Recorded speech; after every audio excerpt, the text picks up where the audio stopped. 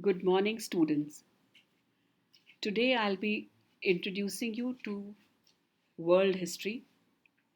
As you must have noted in the course structure, there is some time allotted to understand the history of the world. I am, in my first subjective presentation, will be giving you an outline to the history of the world. Once you see the presentation and the videos attached in the Google Classroom, you will understand the narrative of your Class 11 world history with developments located in that time frame. Before I narrate the basic history, let us first apprise ourselves of certain terminologies which will help us to understand as these words are used frequently in your textbook. In your 10th standard, you must have heard the words BC, BCE, AD, CE. BC means before Christ. BCE is before Common Era. AD is Anno Domini and CE is Common Era. Circa and CA, these words will be used, which is around that time because this is something which has taken place billions and millions of years ago. So sometimes historians have different time frames when they put that particular period. So that is why when we are not sure about the time frame, we use the word as it has been shown 190 BCE CA. That means it is around that time. Another thing which you should be clear is when we talk of decade, that is from 2010 to 2020, it will be 10 years. And if it is this particular time period which we are talking, that is of century, it is 100 years. And when we talk about millennium, that goes for 1000 years. Now, I am going to explain to you this timeline structure whereby, as I told to you, BC is means before Christ, and it means the time before the birth of Jesus Christ. So we use the word BC over here. Uh, as we move ahead, I'll be explaining it to you more. See, children, the year when Jesus Christ was born, that is the first year when he was born, we use that as the first year. So, this period, when we move to the right, these 100 years on the right side, when they are after the birth of Jesus Christ, we call that AD, as I'll talk later. And further, it goes to other 100 years and further. Further on, it goes to 300. But those years which are before the birth of Jesus Christ, we call them as BC, or it goes 100, 200, 300.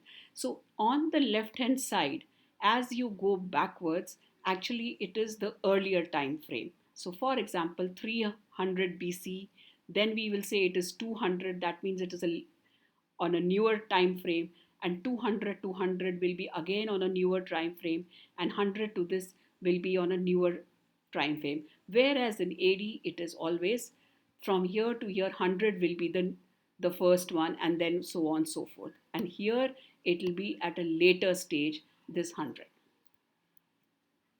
Again, BCE, people use BCE, that is before Common Era.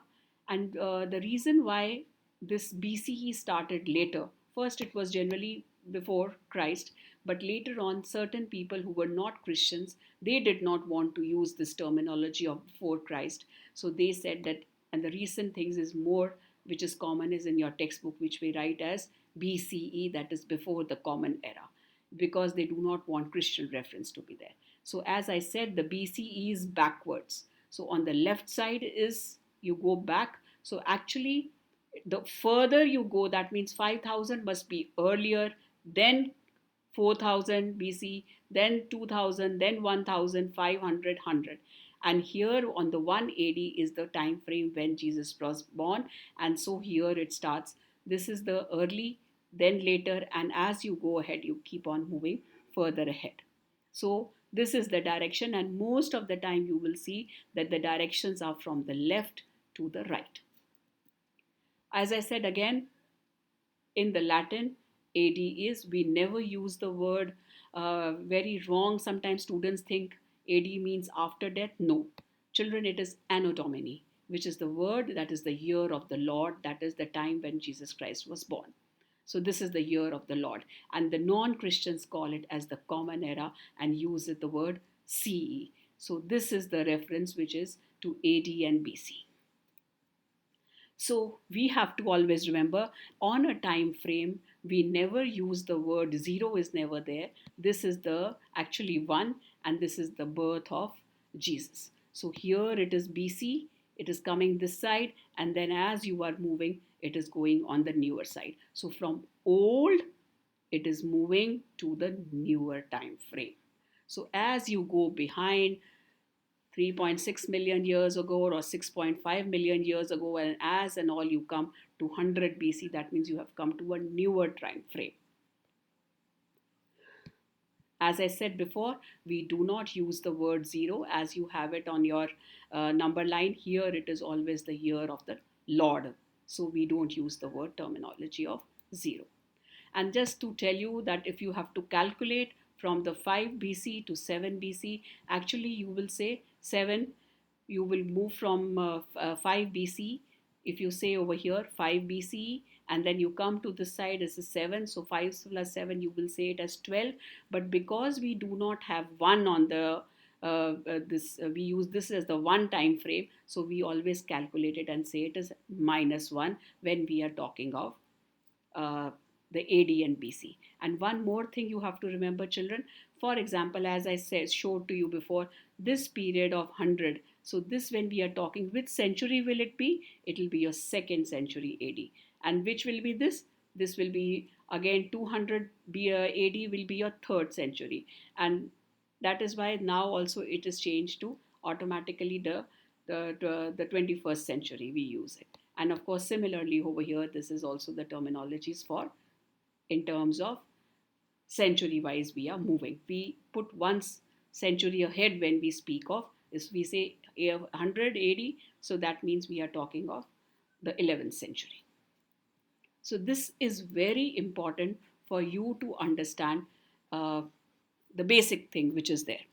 Now, coming to your next thing, which I am going to talk to you, is we will start talking about prehistory. Actually, your first chapter, which is there, which is actually going to talk about the the early man and how the development from the primates and the development we came to a man. So instead of first not talking about your textual, I'm just talking generally to you.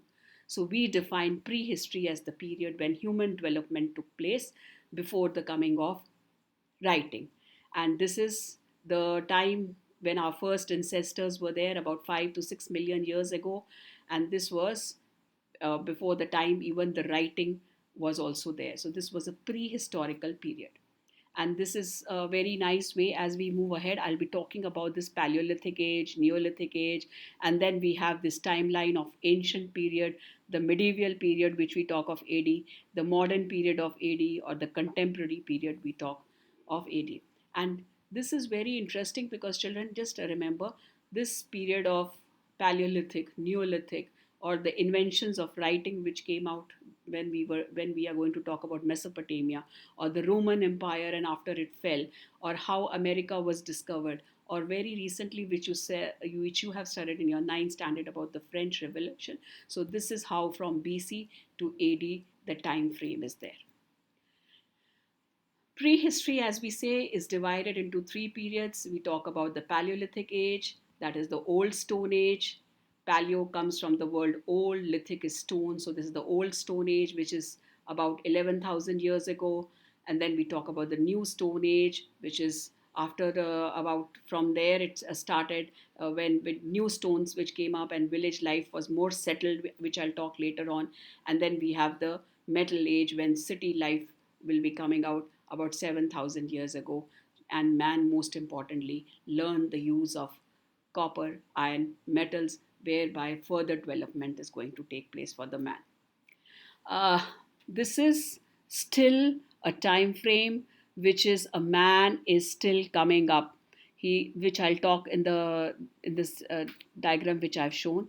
But I'll just tell you before I come here, students, you will be studying. This is very important, and in a way, this is the reference, your text of your first chapter. First of all, the early man which comes out, where the mammals which were there, which we are there, we talk about the primates, that is the monkeys which were there. And then we talk about the hominoids. Hominoids are something like your African apes which were there. They were still they were still not, did not have a form of life. They were still coming to their feet position, which they had small brain. They were still walking on their all fours, and their limbs were also not so well developed. And then you have the next one, which is in terms of the hominoids. Actually, this is by mistake, it has gone down. Hominids comes first, and then comes the this hominoids. So here, when we talk about, sorry, the hominids is the third one. The hominids, when we talk about, it is a more upright posture. They are now walking on the 2 feet. They have larger brain, and they have better specialization of hands. Next one is the southern ape. The Australopithecus is your southern ape, which we talk about. He still has smaller brain, large back teeth. His movement of hands is still very curved, and he's still only his movement is for suitable only for trees. So this is your Australopithecus, which I am talking about. Slowly and steadily, the development comes to Homo, and with the coming up of Homo, that is some human like characteristics they will develop, because here they are coming up to the homos. First of all, the one who still makes his hands with the stone tools, so that is called as Homo habilis. And then you have, he's still erect, he's a little more erect as you see it in this figure, so that becomes erect, that is upright man. Then you have the man who is a wise thinking man, which is called as Homo sapiens. Before the Homo sapiens, there was another group of people which were found in Germany, Neanderthal Valley. So these were called as Homo sapiens neanderthalensis, because they were found in the Neander Valley in Germany. And they are the ones, the early archaic humans, that is the early period human, they were found. We'll be talking more detail in our coming chapter, that is the first chapter. So this is again just for you, you can just read it, that they have come around from about 5 million years ago. They are similar to chimpanzees. They are called as southern ape, smaller brain size, heavier jaws, larger teeth. And then you have from the Homo family, Homo habilis. Again, he has upright walking. He is a more skillful using of stone tools and living for hunting and gathering. And then you have the erectus, as I've already spoken. I'm not going to go. You can just read again about it, this were the species which were living outside Africa. Then, as I said to you, Neanderthal, but they were a little shorter, and they were the first people to bury the dead. And it's very interesting stories as we study that when they used to bury the dead, all the ornaments, whatever the things of that person were, they had all were buried along with him. So they were able to speak. And then, of course, the Homo sapiens, who were slimmer and taller than the Neanderthal, and were using better stone tools, and also having the use of art. Wise thinking men, how they use art and all, we'll be talking in our first chapter later, so I'm not going to deal with it now. And then, of course, as I said to you, the various stages, Paleolithic age, 2.6 million years, people were still living in caves, and most of the time, activities which they were carrying out were in the open. They were living for hunting, fishing, gathering, nomadic life, and most of them lived in caves and huts. They were still not organized. Then, as I said, they are basically the Stone Age, and they were slowly discovering how to use the fire, which was a very important discovery which was made by early human beings. Detail, we'll talk about it as we come to the second chapter. And then, of course, the period between your Paleolithic and the Neolithic was your Mesolithic, or the Middle Stone Age, where now slowly and steadily hunter gatherers are becoming farmers. They are domesticating the dogs. They are using better tools of bow and arrow, because this is the time frame when the ice age is coming to an end. So much of ice which has there it has dissolved, and now people can live a better life. And of course, they are able to. Then comes your Neolithic, who are domesticating and cultivating plants. And Neolithic, as you know, means new stone. Using of agriculture starts, and important cereals are being used, cultivated, like wheat, rice, corn. In different places they are being, agriculture starts. And then you have the time from about 7,000 years ago, when metal objects come out, copper, bronze, iron.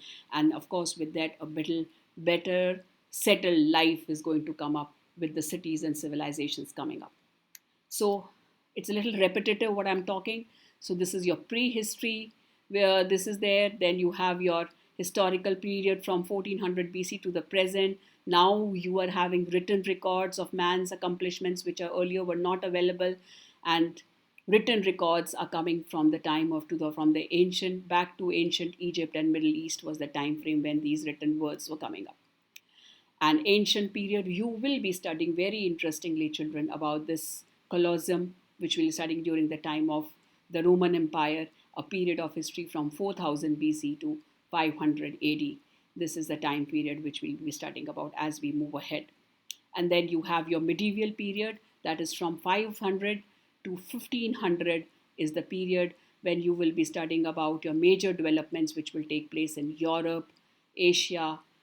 Along with that, you will have the fall of the Roman Empire, which takes place from 500 AD, and the discovery of America, which comes about. This all details, children, you will be studying interestingly throughout the course of your 11th standard themes. And then you period of Renaissance, when the discovery of America. From there, this was also in the modernization from 1500 till the present period, which we are going to study. And as we move ahead, there are various source materials which we have to consult on based on whatever I've spoken or whatever the history we study. There are unwritten records which may have been left behind by mankind. You have to go find out those tools, which is the work of your archaeologist. Their tools, weapons, bones, utensils, paintings, they leave behind the unwritten records. And of course, there are certain records which are written, records for mankind, which are in terms of books, letters, newspapers, diaries. These are some of the earliest written records, are about 6,000 or so. You have unwritten as well as the written records which are there. And as I was telling you in my previous, what are the course, what kind of career opportunities you can take up, children. So in a way, you will understand that when the individuals study about the past, those people who study, they can major in it, go and do PhD, and then become historians. So all this work of working out in an accurate, orderly manner, you can work and become an historian. Or you can become an archaeologist, study about these fossils, remains which have been left behind. These archaeologists, how much they go outside and do work, very interesting work, and check out the teeth, skulls of that fossils remains, and then try to put the dating of what time these possibly these artifacts have been found. And then you have the anthropologists who study about the behavior of human beings, the society, the past, who lived. And when you understand their behavior, you will automatically be able to understand, linking up, as I always say, the past layer under makes you understand the better the present, and which will help you to build your future. So automatically you will have a better understanding of humanity. And of course, as I say, all the civilizations which were the earliest civilizations, which we will be studying, like for example, we will be studying later on about the Mesopotamian civilization in 11th standard, or the Indus Valley civilization, which is there in your 12th standard. We'll be studying the Harappan. Uh, and then you also have the Chinese civilization, or the ancient Greek, or the Egyptian. These all civilizations which came up, the early centers were all around the rivers. This is a very important thing, whether around the river Tigris and Euphrates, or whether around the Aegean River, or whether it was the Nile River, or your Indus Valley River, or the Yellow River Valley. So as we always say, that the first civilizations which are there, which are always around the river valleys. And when we study about these civilizations along the river valleys, because it will help the people to grow crops, lead a more settled life, and automatically trade and commerce can take place, and further development of the civilizations can take place. So, this is very important. So, the story of civilization, in very briefly, I have told you, and we most importantly realize that this civilization story never ends. So, in the end, I would advise you all to go through this PPT videos and also read the history of human evolution so as to be completely aware of the past historical facts. My next presentation will help you to understand your chapter 1, that is from the beginning of time. But meanwhile, please acquaint yourselves and understand the past historical facts, because based on your understanding, then only will we be able to build our future of the other chapters, or rather the beginning of the first chapters. Thank you.